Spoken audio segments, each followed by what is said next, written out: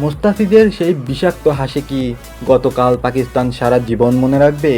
প্রথম 3 ওভারে কোনো উইকেট নেই, ভক্তরা যখন হতাশ, ঠিক তখনই শেষ ওভারে এসে রুদ্র মূর্তি ধারণ করলেন কাটার মাস্টার।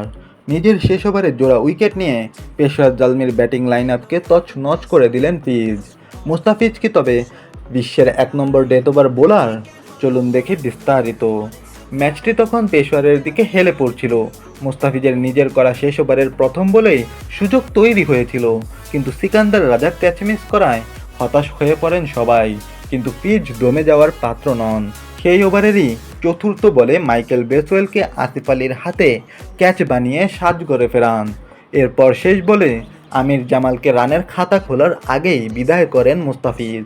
1 ওভারেই 2 উইকেট, এটাই তো আসল মুস্তাফিজ।